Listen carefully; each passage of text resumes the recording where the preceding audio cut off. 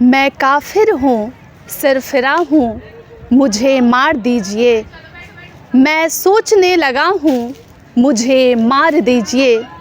मैं पूछने लगा हूँ सबब अपने कत्ल का, मैं हद से बढ़ गया हूँ, मुझे मार दीजिए। ये जुल्म है कि कह रहा हूँ जुल्म को साफ जुल्म, ये क्या जुल्म हो रहा है, मुझे मार दीजिए। आवाम को जोहार, सलाम, नमस्कार। लाइव इंडियन गार्ड से मैं मल्लिका। आज लाइव इंडियन गार्ड की टीम मौजूद है गोल्फ ग्राउंड में और मेरे साथ JLKM के केंद्रीय प्रवक्ता सुशील मंडल जी मौजूद हैं। तो आज पिंजरे में कैद होंगे, कई सवाल जो हैं इनसे पूछे जाएंगे और उन लम्हों को, उन पहलुओं को टटोलने की कोशिश रहेगी जो एक साधारण से लड़के को नेता बनाती है। चलिए शुरुआत करते हैं बिना और किसी व्याख्यान के, सुशील जी के साथ उनकी जीवनी को सुनते हैं। स्वागत है सुशील जी। सबसे पहले जोहार, इन लाइव इंडियन गार्ड की पूरी टीम को जोहार। आज आपने शुरुआत किया एक शायरी के साथ, तो चूँकि हमें लगता है आज थोड़ा इनफॉर्मल इंटरव्यू की बातें होंगी, तो मैं भी शायरी के साथ ही शुरुआत करूँगा कि सारी दुविधा प्रतिशत पे है, सच कितना बोला जाए और गूंगे सिखा रहे हैं हमको मुंह कितना खोला जाए। आज आपने एक शब्द का इस्तेमाल किया शुरुआत करते ही, नेता। तो अगर पढ़े लिखे लोग राजनीति नहीं करेंगे, पढ़े लिखे लोग राजनीति में नहीं आएंगे, तो जो अनपढ़ लोग हैं वो कहते जाएंगे और जो पढ़े लिखे लोग हैं कान को बंद करके भी उन्हें सुनना पड़ेगा। जी सुशील जी, एक चीज़ मुझे बताइएगा, बचपन तो सबका बहुत प्यारा होता है, अच्छा होता है। बचपन की क्या यादें हैं? बचपन में कैसे बच्चे थे? अभी क्योंकि चेहरे से मासूम नज़र आ रहे, पहले भी ऐसा ही था बचपना? नहीं, सबसे पहले आज से 26 वर्ष पहले मेरा जन्म हुआ और हम एक नीरसा के काफ़ी छोटे से ग्राम से बिलोंग करते हैं। और उस समय हमारा, जब हम गांव में रहा करते थे, तो गांव की बहुत सी यादें हैं। उस वक्त मैं लगभग 7 साल की उम्र तक मैं गांव में रहा। उसके बाद पिछले 20 वर्ष से प्रदूषण और कोयले की धूल में धनबाद में रह रहा हूं। यहाँ धनबाद में भी मेरा घर है। तो फ़िलहाल इस असमंजस में मैं फंसा हूं कि मैं धनबाद विधानसभा का हूं कि नीरसा विधानसभा का हूं। जी अच्छा, तो बचपन में सारे बच्चे लगभग बहुत शरारती होते हैं। आप कैसे थे? शांत थे, गंभीर थे, या फिर वक्त मिलता था तो शैतानी भी करते थे? देखिए, कहीं ना कहीं हम बचपन से ही खुद को बाकी बच्चों से अलग खुद को पाए हैं। क्योंकि अभी किसी और बच्चे को देखते हैं और खुद में अपना बचपन जब याद करते हैं तो हमें कहीं ना कहीं एक डिफ्रेंशिएट नज़र आता है।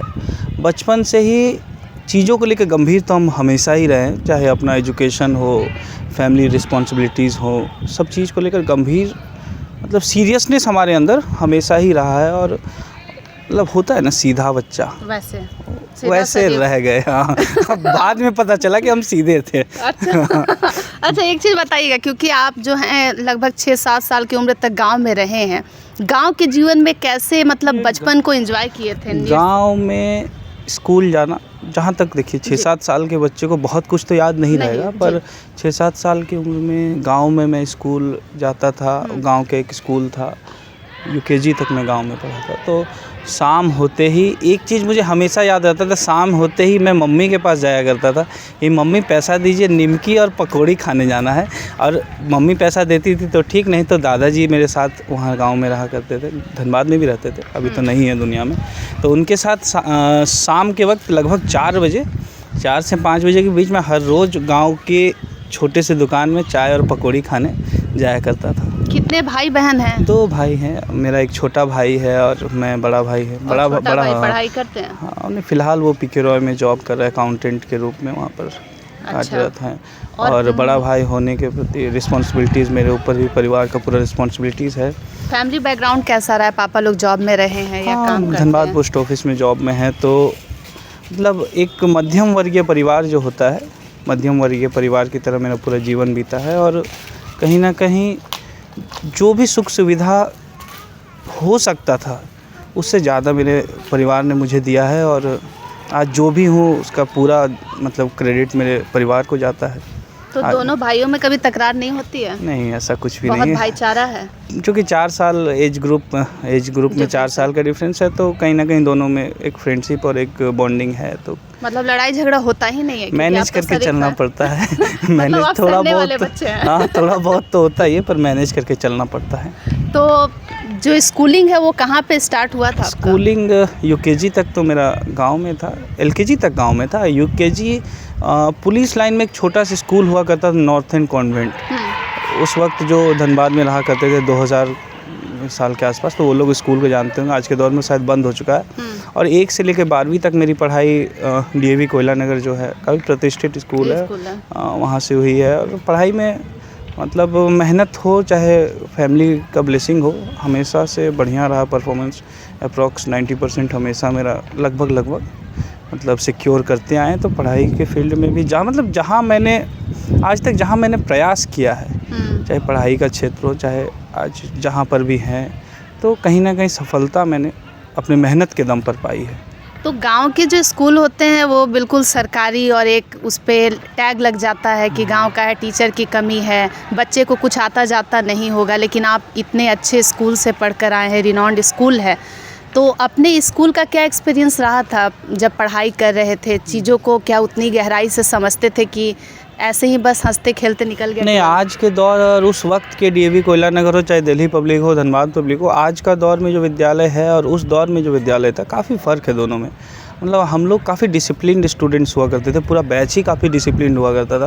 पर अभी के स्टूडेंट्स को कंपैरिजन किया जाए, क्योंकि मैं यहाँ जो गवर्नमेंट पॉलिटेक्निक धनबाद ये सब में इंजीनियरिंग के बच्चों को भी कुछ दिन मैंने पढ़ाया है, तो ये डिफरेंस पाया ना कि पहले पूरे क्लास में 1 या 2 शरारती बच्चे हुआ करते थे, और आज के दौर में क्या है ना कि आपका 99 बच्चा शरारती है और 1 या 2 बच्चा मतलब डिसिप्लिन या सीधा साधा कह सकते हैं। अच्छा, एक उम्र में जब लड़का 10th में चला जाता है, एज बढ़ने लगता है, उस वक्त वो शरारतें करता है। अगर कोई हैंडसम हो गया तो उसी वक्त में गर्लफ्रेंड वगैरह भी बनाने लगते हैं, थोड़ा सा प्यार मोहब्बत में दिलचस्पी आ जाती है। वैसा कुछ हुआ कि आपके लाइफ में कोई ऐसी अच्छी फ्रेंड बन गई? स्कूल जीवन में तो कभी कुछ मतलब स्कूल कॉलेज में तो कभी कुछ ऐसा रहा ही नहीं। और लेकिन बाद में दिल टूट गया? नहीं, ऐसा कभी मतलब इस फील्ड में कभी हमने एक्सपीरियंस किया नहीं है अभी तक। अच्छा, कोएड और एक जो सिंपल मतलब लड़कियों का जो स्कूल होता है बहुत डिफरेंट होता है, तो क्या एटमॉस्फेयर रहता है कोएड में? हाँ, ये काफ़ी मतलब लोगों को सुनना चाहिए इसका जवाब भी, क्योंकि कोएड और नॉन मतलब किसी नॉन कोएड स्कूल में फ़र्क ये है ना कि लड़के और लड़की का मतलब इंटरेक्शन ना काफ़ी ज़रूरी है। कोएड स्कूल में मैं तो कहूँगा कि धनबाद में जितने भी स्कूल जो है, मान लीजिए जो गर्ल्स के लिए सिर्फ स्कूल है, कार्मेल वगैरह, इनको भी कोएड कर देना चाहिए। इंटरेक्शन जब तक नहीं होगा ना, फिर आगे जाके जीवन में काफ़ी दिक्कतें आएंगी। हमारा स्कूल जीवन से लगभग मतलब क्लास में देखिए नॉर्मल फ्रेंड्स तो क्लास में रहते हैं, तो इंटरेक्शन होता है, तो उसको आगे जाकर भी आज जैसे जिस फील्ड में हूँ हमें मतलब हर एज ग्रुप के साथ इंटरेक्शन करना पड़ता है। तो उस वक्त और आज में ये फ़र्क है कि कोएड स्कूल काफ़ी ज़रूरी है, बच्चों को कोएड स्कूल में ही पढ़ाना चाहिए। उन फैमिली मेंबर्स को क्या कहेंगे और उन लोगों को क्या कहेंगे जिनको लगता है कि अगर लड़के लड़कियां साथ में पढ़ेंगे तो फिर वो पढ़ाई नहीं करेंगे? नहीं, ऐसा रहता तो जो परिवार के जो पेरेंट्स ऐसा सोचते हैं ना, वो भी कहीं ना कहीं कोएड में पढ़े हैं, तो वो पढ़ लिख कर अगर वहाँ तक पहुँचे हैं जी, तो कहीं ना कहीं वो जो थिंकिंग है ना उसको एकदम साइड लाइन में रख के, और कोएड स्कूल में पढ़ने से काफ़ी बेनिफिट्स हैं। एक बार मतलब उनको खुद ये समझ में आ जाएगा पेरेंट्स को। तो जब आप क्लास 1 से लेकर 12 तक एक ही स्कूल में किए होंगे तो बड़ा अटैचमेंट हो गया होगा? हाँ, स्कूल से, हाँ, मैं देखिए अटैचमेंट, क्योंकि इमोशनल व्यक्ति हूँ तो अटैचमेंट होना लाजमी है। स्कूल से अटैचमेंट हो, स्कूल के टीचर से आज भी मेरी बातें होती है, आज भी हर रोज़ मतलब मॉर्निंग वॉक वगैरह में, हालांकि आजकल कम हो गया है जाना, ये राजनीति में आने के बाद पॉलिटिकल में इतना काम का बर्डन रहता है, पर आज भी टीचर्स जब मॉर्निंग वॉक में मिलते हैं तो उनके साथ लंबी बातें होती है। स्कूल में हमारे मैथ्स के टीचर थे RKPD सर, उसके बाद आपके पटनायक सर थे, काफ़ी टीचर्स डीएवी में जितने टीचर्स सबके साथ काफ़ी अच्छा बॉन्डिंग है। हैरान नहीं होते हैं कि वो उतना सिंसियर लड़का ऐसे कहना है ना, उनका ये कहना है कि मतलब जो भी कर रहे हो काफ़ी अच्छा कर रहे हो। हमसे भी एक दिन हम पर्सनल पॉइंट ऑफ व्यू उनका जानने का प्रयास किए कि सर इंजीनियरिंग करने के बाद, इतना सब कुछ करने के बाद आज फिर मतलब जिस लाइन में है तो वो क्या मतलब आप लोग का क्या नज़रिया है? बोले नहीं काफ़ी अच्छा कर रहे हो, और मतलब कहीं ना कहीं शुभकामनाएं भी दी उन्होंने। तो क्लास 12 तक ऐसा लगने लगा था क्या कि फ्यूचर में जाकर के पॉलिटिक्स में कभी नहीं। देखिए जहाँ तक पॉलिटिक्स में जुड़ने का सवाल है तो लाइव इंडियन गार्ड ने ही मेरा पहला इंटरव्यू लिया था, वो भी रोड में लाइब्रेरी से मैं निकल के जा रहा था। तो काफ़ी मतलब देखिए कहीं ना कहीं बचपन से न्याय के खिलाफ लड़ने के लिए अंदर में एक होता है ना चिंगारी, वो था। कहीं भी गलत होता था तो बकझक हो जाता था लोगों से, पुलिस अधिकारी से कितनी बार मेरी बकझक हुई है, पर वैसा कभी नहीं सोचे थे कि लाइफ में जाके उनके साथ बैठकर चाय पीने का मौका मिलेगा, धनबाद डीसी के साथ बैठने का मौका मिलेगा, बड़े बड़े अधिकारी एसडीएम साहब के साथ बैठकर चाय पीने का, मतलब पॉलिटिकल बैकग्राउंड तो था नहीं हमारा।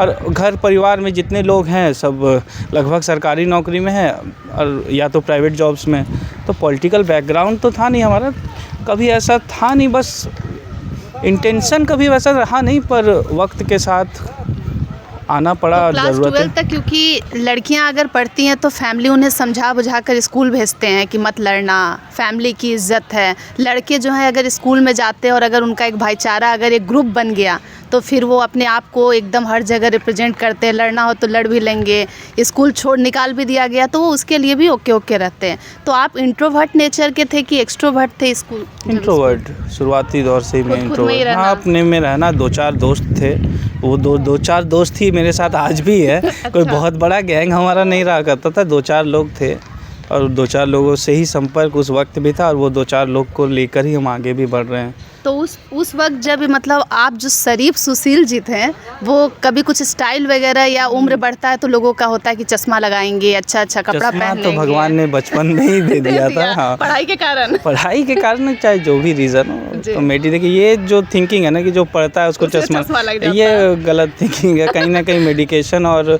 मतलब डॉक्टर से मिलेंगे तो अधिकतर लोग ना बचपन से ही आपका ये प्रॉब्लम रहता है। और तो मतलब आपका 5-6 में ही लग गया होगा चश्मा? हाँ, 6 क्लास उतने कम एज में चश्मा? उतने दिन से ही। और स्टाइलिंग वगैरह वैसा कुछ रहा नहीं। आज भी मतलब कहीं पर भी जाते हैं, आप लोग भी कवरेज करते हैं तो simple is the best fashion. मेरे बचपन में किसी ने बताया था, उसे मैंने मतलब सीरियसली ले लिया था। अच्छा, जैसे कहा जाता है कि पढ़ने वाले बच्चे जो है फैशन कम करते हैं, वो बहुत हम्बल होते हैं, क्या आपको भी लगता है सच है? लगभग, पर इसमें एक कैटेगरी ऐसा भी है ना कि जो बहुत स्टाइल करते हैं, बहुत मतलब सब चीज़ में एक्टिव हो। वैसे में 2-4 फ्रेंड है, मतलब गुंडागर्दी इधर उधर सब चीज़ में एक्टिव हो, पढ़ने में भी काफ़ी अच्छा रहता है। 2-4 लोग ऐसे रहते हैं। ग्रेजुएशन कहाँ से हुआ? इंजीनियरिंग है मेरा। इंजीनियरिंग किस जगह से? इलेक्ट्रिकल इंजीनियरिंग है, गवर्नमेंट इंजीनियरिंग कॉलेज रामगढ़ से। उससे पहले मैंने डिप्लोमा यही Dhanbad polytechnic, government polytechnic Dhanbad. Ramgarh जाने का इरादा कैसे हो गया? गवर्नमेंट पॉलिटेक्निक धनबाद से मेरी डिप्लोमा हुई। उसके बाद जब मैंने एग्ज़ामिनेशन दिया डिप्लोमा से डिग्री वाला, तो उसमें भी एक वाक़या है कि मेरा एडमिशन बीआईटी सिंदरी में हुआ था। अच्छा। पर मुझे ब्रांच मिला था ईसीई और मुझे पढ़ना था डबल ई। तो फिर नेक्स्ट काउंसलिंग में मैंने गया, तो नेक्स्ट काउंसलिंग में मैंने रामगढ़ गवर्नमेंट कॉलेज ही था, फ़ीस वगैरह भी काफ़ी कम था, 7,000 रुपया 1 साल का लगता था। तो फिर मैंने रामगढ़ प्रेफर किया और काफ़ी कुछ सीखने को मिला उस कॉलेज से। कब कंप्लीट हो गया इंजीनियरिंग? 2021 में। और फिर 2021 से 22 के बीच लाइब्रेरी आया करता था, फिर आप लोग मिले और फिर ये जो कानवा चलता गया। मतलब आपको नेता बनाने वाले हम ही लोग हैं क्या? लगभग, मतलब हम तो क्रेडिट आप ही लोग को देते हैं, क्योंकि पहला वीडियो जो था आप ही लोग के चैनल से वायरल हुआ था। अच्छा सुशील जी, एक बात बताइएगा, बचपन तो शरारतों से भरा होता है, लेकिन उसी बचपन में कई बच्चों के जीवन में कुछ बड़े हादसे हो जाते हैं जो उसको स्ट्रॉन्ग या वीक बनाता है। आपके साथ कोई वैसी घटना याद आती है? कभी गिर गए हो, बड़ा हादसा हो गया हो, पारिवारिक कोई ऐसी घटना जो आपको हार्म करने लगी हो, डैमेज करने लगी हो? देखो, मेरे साथ कोई बड़ा घटना तो नहीं हुआ है, पर छोटी घटनाएं बहुत सी हुई है, जिसके कारण मेंटली जो होता है ना काफ़ी स्ट्रॉन्ग, काफ़ी आज के दौर में भी हम मेंटली लगता है कि मेंटली काफ़ी स्ट्रॉन्ग है। छोटी घटनाएं, छोटी चीज़ों से चोट खाना, तो पर वैसा कोई प्रॉपर घटना याद नहीं है, पर लगता है कि ठेस पहुंचा। और आज के दौर में भी अगर कोई प्रॉब्लम आता है ना, तो उसे मैं काफ़ी मतलब ईजिली उसे फेस कर लेता हूँ। बस पेशेंस आज के दौर में मूव ऑन करने की टेंडेंसी है। हाँ, मतलब एक घटना घटी फिर उसके बाद तुरंत रिकवर कर लेंगे। देखिए, आज के दौर के युवाओं को ये संदेश देंगे ना कि आपके पास कितना भी बड़ा प्रॉब्लम हो, आपके पास कोई भी प्रॉब्लम हो, कोई भी इशू हो, अगर आप पेशेंस रखते हैं अपने पास ना, तो आप उस आसानी से हैंडल कर सकते हैं। क्योंकि देखिए, हम और आप समय को बदल नहीं सकते, लेकिन समय अपने अनुसार चलता है। तो आप अगर केवल पेशेंस रखें ना, तो आपका सारा सिचुएशन मतलब 80% काम अपने आप हैंडल हो जाता है और 20% आपका कैलिबर है, जिससे आप कोई भी प्रॉब्लम को सॉल्व कर सकते हैं। गरीबी पर क्या सोच है? क्योंकि अगर जब भी बात गांव की जाती है तो एक सब गरीबी जो है गांव से पहले चला आता है। आपको क्या लगता है गरीबी की क्या परिभाषा है आपकी नज़र में? देखिए, गरीबी की परिभाषा कुछ नहीं होती है। आज अगर मेरे पास सब कुछ होते हुए छोटा सा कुछ नहीं है ना, तो उस वक्त 5 मिनट के लिए लगेगा कि मैं गरीब हूँ। आज अगर आपके पास गरीबी की परिभाषा, अगर आपके पास रेडमी का फ़ोन है और आपकी मन में इच्छा जग गई कि मुझे आईफोन लेना है और आप तब देखेंगे आपके जेब में पैसा नहीं है, तो गरीबी वही है। और अगर राजनीतिक रूप में देखें, देश के परिदृश्य में देखें, तो जिनके पास आज भी धनबाद में ही लगभग मतलब 40% से 50% ऐसे घर हैं जहाँ 3 वक्त का खाना नहीं मिलता है। तो अगर जिसके घर में 2 या 1 बार का खाना खा के जो अपना जीवन व्यतीत करते हैं, गरीब वही है। अच्छा, मम्मी पापा का जो पूरा कैरियर रहा आपका इंजीनियरिंग तक की पढ़ाई की, क्या कहते थे जब वो आपको? अभी भी एमटेक परस्यू कर ही रहे हैं, दिल्ली से चल रहा है हमारा। अच्छा, एमटेक भी एमटेक कर ही रहे हैं। मम्मी पापा का क्या रहता है इस बीच में कहना?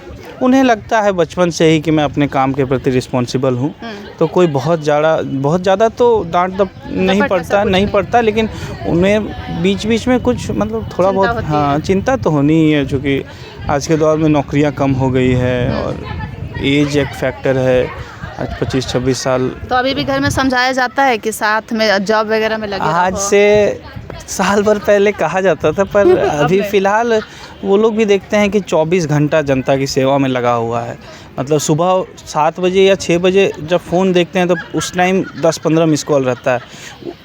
वो सुबह से अगर रात तक किसी दिन अगर फ़ोन नहीं छुएंगे तो 150 से 200 लोग कॉल करते हैं। तो जितना हो सकता है सुबह से रात तक प्रयास करते हैं लोगों की समस्याओं को सॉल्व करने का, और जितना मेरे से हो पाता है। धनबाद ज़िला में तो हमें नहीं लगता है कि हम कोई भी समस्या को सॉर्ट आउट करने में विफल होते हैं। अभी आज के डेट में धनबाद ज़िला में कोई भी समस्या हो, सुशील मंडल अकेले काफ़ी है, बड़े बड़े नेता नहीं कर पाते। हम आपको एकदम लाइव एग्जांपल कभी दिखा देंगे कि जो विधायक, यहाँ के स्थानीय विधायक जो काम नहीं कर पाते हैं, यहाँ के सांसद मतलब सांसद तक लोग पहुँच ही नहीं पाते हैं। विधायक जी को मैं देखता हूँ करीब से, चूँकि नज़दीकी क्षेत्र है, तो जो काम वो नहीं कर पाते हैं वो मैं 10-15 मिनट में कर देता हूँ।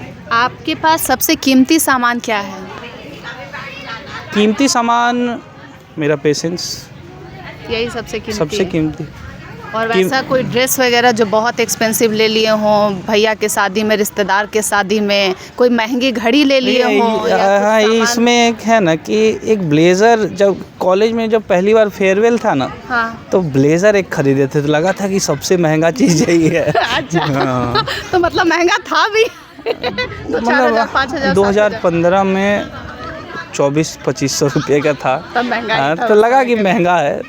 घर वालों से मतलब चूँकि सारे लड़के, सारे मेरे फ्रेंड्स पहन रहे थे, मैंने घर में कहा कि मुझे भी ब्लेज़र लेना है, तो फिर आम घरों में अगर लड़का गिटार बजाने लगे तो मम्मी पापा और रिश्तेदार खानदान वाले समझते लड़का बिगड़ गया है ये, अब तो किसी न कोई मतलब कोई लड़की वगैरह का कोई तो चक्कर है। वैसा कभी कुछ हुआ क्या? नहीं, कोई भी काम को मैंने सीरियसली किया है। गिटार बस फैशन के लिए नहीं बजाया है। लगभग 6-7 साल मैंने गिटार सीखा है, स्टेज शोज़ किए हैं। तो धनबाद में अलग अलग जितने टीचर से धनबाद में गिटार के सबके पास जो भी ज्ञान मिला। और आज के मैं लगभग 2-1.5 साल स्टेज शोज़ भी किया करता था। बस तो गाना भी गा लेते हैं? थोड़ा बहुत तो नहीं है। गिटार बिना गिटार के नहीं सुना सकते? नहीं, बिना गिटार, किसी और दिन पक्का सुनाएंगे ना। तो जब गिटार स्टेज पर बजा रहे थे, फिर अचानक ये ट्रैक कैसे हट गया, छूट गया, या चलता अभी भी? मन के अंदर अब समय काफ़ी कम मिल पाता है। मन के अंदर वो कहे ना, छोटे से एक बचपन से ही एक चिंगारी जो था कि जहाँ गलत हो रहा है उसके खिलाफ एक मतलब लगता था कि गलत हो रहा है, इसके खिलाफ़ बोलना चाहिए, इसके खिलाफ़ लड़ना चाहिए। तो आज के डेट में जब वो कहीं ना कहीं जयराम जी ने एक प्लेटफॉर्म दिया है, जो भी हूँ नहीं हूँ 100% क्रेडिट जयराम जी को है। अच्छा। हाँ, उसमें कोई डाउट नहीं है।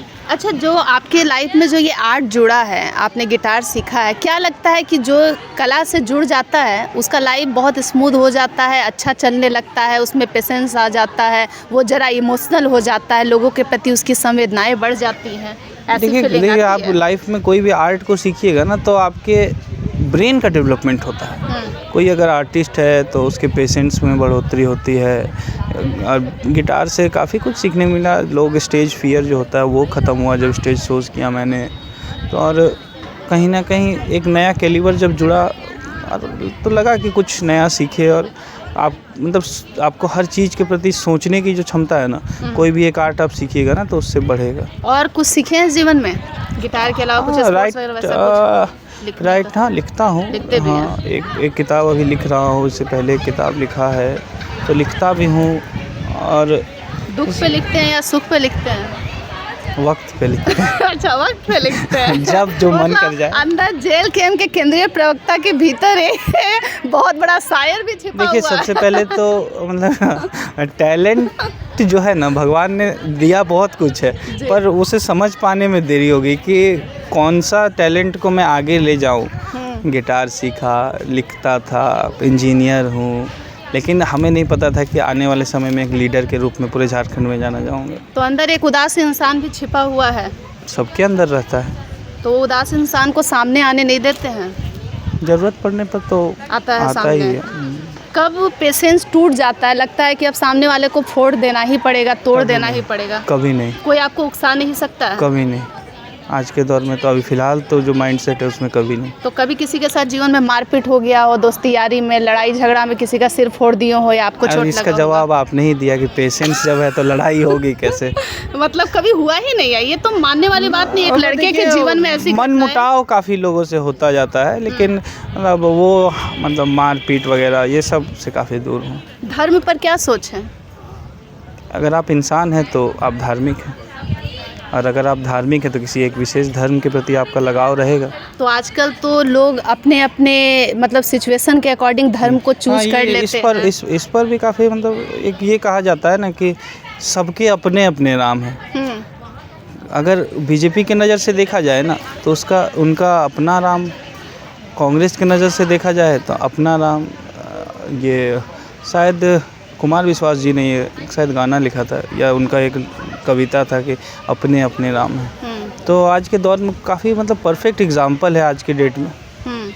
परफेक्ट एग्जाम्पल है आज के डेट में कि धर्म को भी लोग कहीं ना कहीं राजनीतिक रूप देने के लिए, धर्म क्या है, आप जब टूट जाएं, आप जब दुख में हो तो आप एक धर्म के प्रति अपनी संवेदनाएं दिखाएं, और लगेगा कि हमको कोई बचा सकता है तो भगवान बचा सकता है, अल्लाह बचा सकता है, खुदा बचा सकता है। लेकिन आज वोट लेने के लिए लोग धर्म का इस्तेमाल कर रहे हैं, जो आज के डेट में बहुत ही मतलब दयनीय है स्थिति। धर्म के प्रति लोगों का जो नज़रिया बदलता जा रहा है ना। तो मतलब इंडिया में बस ये स्टेटमेंट है हिंदू मुस्लिम सिख ईसाई भाई भाई, मतलब 2-3 भाई तो कई बार बिछड़ जा रहे हैं आपस में। भाई भाई, हिंदू में भाई है, मुस्लिम में भाई है, सिख में भाई है, ईसाई में भाई है। तो हिंदू मुस्लिम सिख ईसाई पर केवल आपस में भाई बनकर रह गए हैं। खाने में क्या पसंद है? चिकन। बस ईमानदारी से जवाब दे रहे हैं। अच्छा, और कुछ वैसा गांव वगैरह का साइड का खाना, ये सब पिट्ठा वगैरह? देहाती चिकन को ही बना दे तो अच्छा लगता है, बाकी झाल का जो पीठा बनता है घर में जी वो भी अच्छा लगता है। और वैसा कुछ खास खाने में? सारी सब्जियां वगैरह सब कुछ खाते हैं। घूमने फिरने का शौक है? शौक रहता है लेकिन पूरा नहीं कर पाते हैं आज तक। मतलब स्टेट के बाहर काफ़ी कम जाने का मौका मिला। लेकिन आप अब जिस फील्ड में, घुमाने वाले भी तो लोग मिल जाते होंगे। जिम्मेदारी अगर आप लेकर चलेंगे तो लोगों को इग्नोर करके आपको काम करना पड़ेगा। लोग तो बहुत कुछ प्रलोभन देते हैं। अच्छा, चलिए अंतिम सवाल और बस यही रहेगा कि अपने मम्मी पापा को क्या आज मैसेज देना चाहेंगे हमारे प्लेटफॉर्म के जरिए? मम्मी पापा के साथ दिन भर रहते हैं तो क्या मैसेज दें? कोई भी ऐसा बस यही कहेंगे कि मतलब एक जिम्मेदार बेटा है, जिम्मेदार बेटा बन के रहेंगे, और कुछ नहीं कहना है। चलिए, और जयराम जी को क्या मैसेज देना है? बड़े भैया है, जयराम जी को मैसेज बस जिस ईमानदारी से काम कर रहे हैं पार्टी के प्रति, उनके लिए करते रहेंगे बस। अच्छा, कुछ और थोड़ा सा टेस्ट है आपसे। जैसे कई लोग अगर रास्ते में आप चल रहे हैं, बिल्ली रास्ता काट देती है तो रुक जाते हैं, कभी ऐसा हुआ? हम नहीं मानते हैं। कल हम लोग हजारीबाग से आ रहे थे, रास्ते में बिल्ली ने रास्ता काटा, मैं नहीं रुका। भले ही आने के वक्त टायर ब्लास्ट कर गया, वो अलग बात है। अच्छा, लेकिन उसको भी मैं एक कोइंसिडेंस मानता हूँ। लेकिन ये सब मान्यताओं पे मैं विश्वास नहीं रखता। अगर देता है निकलते वक्त नहीं, अगर आप लाइफ में कुछ आगे बढ़ना चाहते हैं, कुछ करना चाहते हैं, आपको प्रैक्टिकल बनना पड़ेगा।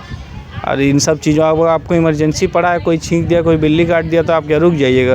किसी की मौत हो जाएगी तो आप रुक जाइएगा क्या? वो सब जो मान्यताएं हैं, लोगों को अब इससे आगे बढ़ना चाहिए, इन सब कुप्रथाओं और कुरीतियों से आगे बढ़ के नया। एस्ट्रोलॉजर का कभी साथ लेने का ज़रूरत पड़ा ग्रह नक्षत्र को ठीक करने के लिए? अंगूठी वगैरह का घर वाले दे देते हैं, देखिए ना पहने हुए हैं अभी भी घर वालों ने। वर्क करता है, पहन के क्या लगता है कैसे? नहीं, जो पहले लाइफ था आज भी वही है, कोई ज़्यादा खास फर्क नहीं पड़ा, लेकिन अब घर वालों का। तो अगर अंगूठी को उतार देते तो क्या लगता है? उतार के कितना बार रखा है, पर मम्मी ज़बरदस्ती पहना देती है तो पहन लेते हैं। तो एहसास होता है कि सेफ है? कोई खास फर्क नहीं पड़ता है, मेरा जो मानना है। कोई प्रॉपर कुछ फैशन स्टाइल स्टेटमेंट जो यूथ को, जो आपको सुनेंगे उनको बताना चाहेंगे, या फिर ट्राई कर सकते हैं अपने लिए ड्रेसिंग सेंस में? नहीं, ये सब ड्रेसिंग सेंस वगैरह का मुझे ज़्यादा आइडिया है नहीं, देखिए ना, कुछ भी नहीं। अभी एक आपके सामने ये पहने थे ऊपर कोट, तो मुझे लगा कि ये ड्रेसिंग से मतलब हैंडल ही नहीं होता। मेरे साथ जो घूमते हैं ना, वो लोग भी देखते हैं कि ट्राउज़र में चला जा रहा है, चप्पल में चले जा रहे हो, तो लगता है भाई हमको कंफर्ट जो जोन है ना, यूथ को भी यही कहेंगे ना, आप बहुत ज़्यादा मतलब जिसमें आप कंफर्ट हो वो ड्रेस प्रेफर कीजिए, कोई स्टाइल और फैशन से कुछ होने जाने वाला नहीं। बनना क्या था जीवन में, एम क्या था? अच्छा इंसान। आज भी हमको लगता है हम बने हैं और बस कायम रहना है उसी पे, उससे ज़्यादा कुछ सोचे नहीं। और जॉब वगैरह का कुछ सोचे थे, कोई प्लानिंग? सब कोई करता है, जॉब कर भी रहा था, मतलब सॉफ्टवेयर इंजीनियर का जॉब कर रहा था, लेकिन मतलब कंफर्ट जोन में नहीं था वो, इसीलिए छोड़ दिया मैंने। तो वहाँ पे कॉर्पोरेट लाइफ जो भी कॉर्पोरेट लाइफ हमें लगता है मेरे लिए नहीं बना है। नहीं बना। क्या कुछ दिक्कतें रही थी उस समय? दिक्कतों में मतलब खास दिक्कत नहीं है, काम करना ठीक है, लेकिन वो जो 9 to 5 वाला जो काम है ना, वो मतलब काफ़ी टफ लगा मुझे। कोई जुमला है जो यूज करते हैं? कुछ भी नहीं हो पाता है, रहता था मतलब पहले था तो मतलब कुछ बोलते थे तो मम्मी बोलते क्या बोल रहा है करके, आज के डेट में सब छूट गया, कोई खत्म करवा दिया गया। चलिए, हम मज़ेदार सेगमेंट शूट किए हैं, JLKM के केंद्रीय प्रवक्ता हैं, लेकिन आज मैं आपको बताना चाहूँगी, केंद्रीय प्रवक्ता तो हैं, लेकिन पहली एक JLKM ऐसी पार्टी है जिसके प्रवक्ता बड़े शांत हैं, बड़े डिसेंट हैं। और अन्य दलों में आप देखिएगा प्रवक्ता जो है थोड़े से हाइपर हो जाते हैं, लेकिन लाख फंसाने की कोशिश की हम, पर नाकाम हो चुके हैं। सुशील मंडल जी को आप सुन रहे थे, बताइएगा किरदार कैसा लगा। वैसे सियासत के पहलुओं को टटोलने के लिए केत की थोड़ी देर के बाद आपसे जुड़ेंगे।